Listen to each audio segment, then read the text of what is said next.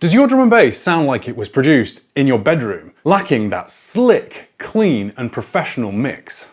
I started my music production journey over 20 years and 250 tracks ago and would have killed to know the production secrets I know today. So in this video, I'm going to show you 9 of the best hacks the pros don't want you to know that'll make your DNB tracks totally kick ass. The first tip is something I wish someone had slapped into me years ago. It's one of those sneaky little habits that feels productive in the moment, but quietly robs you of hours, sometimes days, of progress. And the worst part, you probably don't even realize you're doing it. I'll hold my hands up, I still occasionally catch myself doing this now. I'll be in the middle of writing, feeling smug about a bass line, and suddenly I'm down some rabbit hole tweaking the EQ on a hi-hat that nobody except bats could hear anyway. 10 minutes later, I've added a new pad and the whole mix balance is wrecked anyway. Cue another round of fixing things that didn't even need to be fixed in the first place. By the time I look up, I've spent an hour, achieved nothing, and my coffee's gone cold out of sheer disappointment. Here's the simple fix. Keep writing and mixing as 2 completely separate jobs. When you're writing, commit to getting all of your elements down and the arrangement locked in before you even think about EQ, compression, or making that snare 3% snappier. Once the writing's done, then clock in for mixing duty. This way you'll work faster, stay creative longer, and finally stop adding to that embarrassing graveyard of loops you pretend you'll finish one day. The next trick might sound a bit backwards, especially if you've been slaving away over a hot mix for hours and your ears are starting to feel like 2 pieces of burnt toast. But one shift in how you think about mixing can take it from a painful slog to something you can actually enjoy. I used to open a mix session and feel like I was about to sit an exam I hadn't revised for. EQ charts, compression settings, all glaring at me like teachers waiting for me to mess up. There's so much you could tweak that it's easy to convince yourself every knob matters equally. But here's the thing, most of that stuff isn't nearly as important as you've been told, and it's definitely not where you should be spending 90% of your mental energy. So if all that technical wizardry isn't the main game, what is? Well, here's the quick win. Mixing is mostly about balancing volume levels. That's the #1 skill to practice. Sure, compression and EQ can give a track some extra polish, but if the faders aren't set right, none of that matters. Nail your levels first and everything becomes a whole lot easier. And we'll get into exactly how to do that in the next few tips. This next trick takes the nightmare of juggling every single element in your mix and turns it into something even your nan could handle. Instead of trying to balance 67 tracks against each other, we shrink the job down so it's quicker, cleaner, and way less likely to melt your brain. Think of it like this. Imagine you're a head chef at a posh restaurant when the king's coming for dinner. You've been given a list of 35 of his favourite ingredients. Now, any half-decent chef wouldn't just chuck all 35 into one giant royal stew. They'd make a few carefully planned courses, each with ingredients that work well together. That's what we're doing with your track.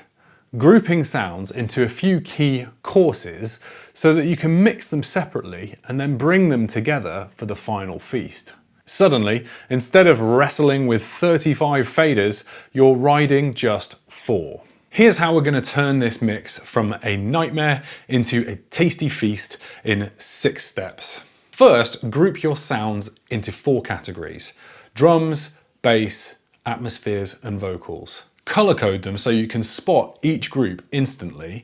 Next, you need to create a bus for each category. A bus is basically a folder track with one fader that controls everything inside it. So to create a simple kind of folder track bus in Ableton, you can just do it by grouping. You select all of your tracks and press Ctrl-G and you end up with a group. And this group controls everything inside it. And now we can rename this to drums. Next, mute all but one bus, and you want to balance the elements just inside that group. Then you rinse and repeat for all the other groups. And finally, we unmute them all and balance just those 4 faders. Sometimes Even after you've nailed your volume balance, you'll get a couple of sounds in your mix that act like two flatmates fighting over the same chair. Neither's comfortable and both look ridiculous. The good news is you can dodge a lot of these arguments before they even start. One of the fastest ways to wreck your mix is by trying to balance two sounds that were never meant to share the same space. Take this vocal and synth part.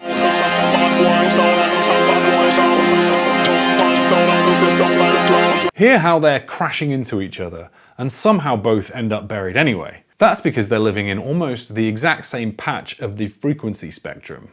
In plain English, they're playing the same range of notes. It's like trying to get two lead singers to sing different lyrics at the same time. Nobody wins. Although you can get creative with EQ here, the easiest fix is to just shift your synth parts up or down an octave.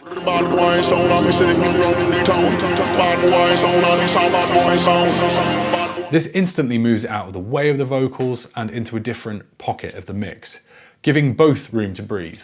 Simple, quick, and no EQ wizardry required. And there's another sneaky trick to carve out even more space, which I'll show you in the next chapter. Even if you've carved out space in the frequency spectrum, some sounds just can't stop stepping on each other's toes. Luckily, there's a simple trick that gets you even more space in your mix, giving you extra breathing room without touching a single EQ.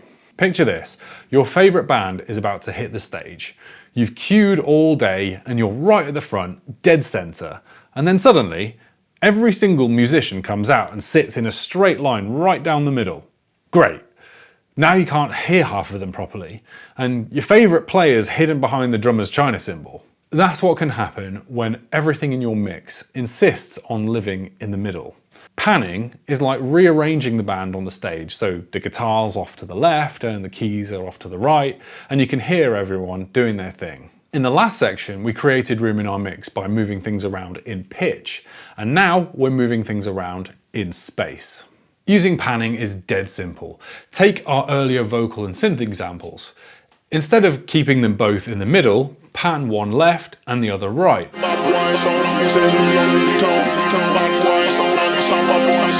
Or keep your vocal front and center and tuck the synth parts out to the sides.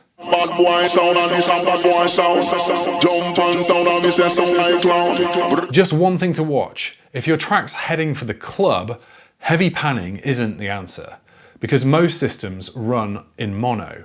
Ever notice how your track sounds huge in your studio, but the second you crank it in the car, the bass goes flat, and your so-called banger is limping along apologizing for its own existence?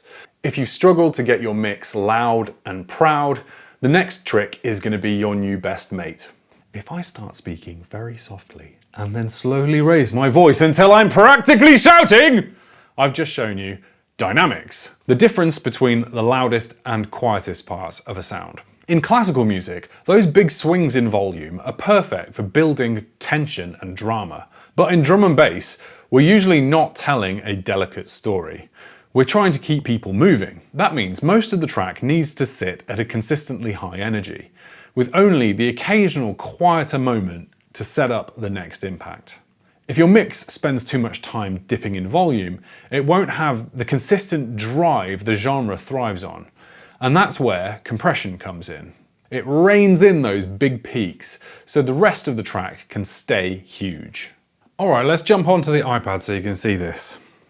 Here's the waveform of our track. These tall spikes here are the drum hits, and this chunkier bit is the rest of the music. Right now, the peaks are way higher than everything else, which means we can't turn the whole thing up louder without clipping. Now I'm going to draw a threshold line in, like you would on a compressor. Everything that sticks above this line is now compressed down. That gives us room to turn everything else up and make the whole mix louder. Just a quick tip here. When you're using compression, make sure your gain reduction isn't absolutely smashed, like in this example here. The best settings are usually to try and keep around 2 to 5 decibels in gain reduction, and that will sound by far the best. From here, it's just fine tuning. Attack decides how fast the compressor reacts to those peaks. Release decides how quickly it stops working, and ratio decides how hard it clamps down.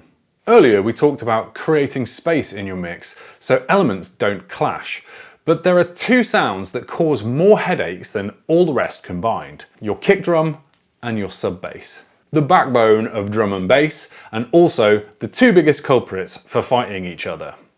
The good news, if you avoid this one huge rookie mistake, you can get them working together to create the kind of low end that rattles walls and melts faces. Okay, let's look at this EQ so you can actually see what's going on.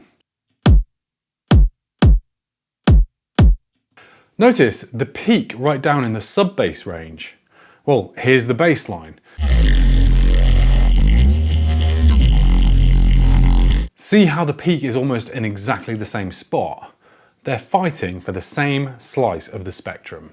Unlike other clashes we've fixed in this video, we can't just retune one or pan them apart. They live in the same pitch range and need to stay dead center.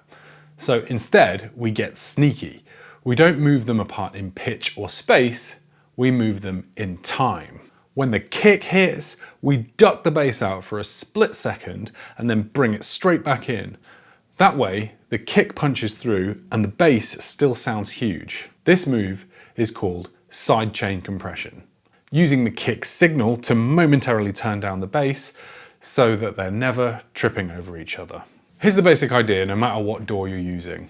Put a compressor on your sub bass channel. Feed the kick drum's signal into the compressor's sidechain input. Dial it in so the bass ducks when the kick hits. Now in Ableton, that's as simple as adding a compressor to the bass channel, hitting the sidechain button and selecting your kick track. Set a low attack so it reacts instantly and adjust the release so the bass comes back right after the kick finishes, usually matching the length of your kick sample. If I highlight my kick here, I can see it's 170 milliseconds.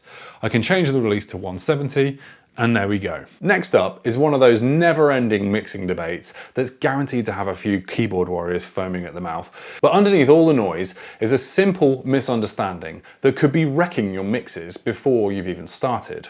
This is the loud versus quiet mixing debate. And I'll tell you now, if you never work with your mix sounding loud, you're setting yourself up for trouble. Human hearing isn't perfectly balanced. At lower listening levels, we hear bass and treble less clearly than the mids.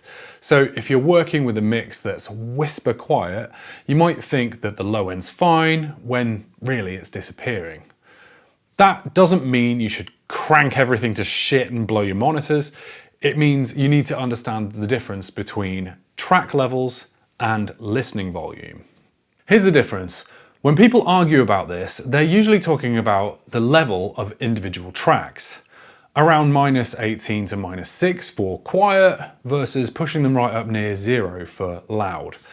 They're not talking about mixing so quietly that you can barely hear the track. I mix with my individual track settings around -18 dB, but I turn up the volume output on my sound card so I can actually hear what's going on. One word of warning, if you do this, the next time a notification pops up, it might scare the living daylights out of you. So for safety, maybe mute all of your email alerts before you mix. Our very last point is something I have to keep reminding myself every time I mix.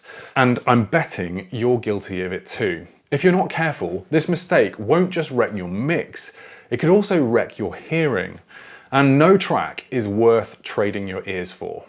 You know that moment when you've been hammering away at a mix for hours, trying to nail the final tweaks, but nothing you do sounds right anymore. The snare's too loud, then it's too quiet, and then somehow it's both. That's ear fatigue. When your ears have basically clocked off for the day, but you're still making mix decisions like a zombie. Keep pushing through and not only will your mix suffer, but blasting your ears for too long can cause permanent damage. And no, your hearing doesn't grow back. The fix is simple. Step away from the desk. It's not just about giving your ears a rest, it's about giving your brain a break from obsessing over the same 8 bars on a loop. Even 10 to 15 minutes away can reset your hearing and your perspective. So when you come back to the mix, it sounds fresh again and you can actually hear what needs fixing instead of second guessing every move. So now you know 9 crucial mixing tips that the pros don't want you to know. taking you from a mixing amateur to having club-ready bangers at your fingertips. But mixing will only help if you already have that delicious bass working wonderfully alongside your drums. That's why you need to know how to make the #1 bass sound that every producer should know. I cover it in this video here, so please watch that next to find out what it is.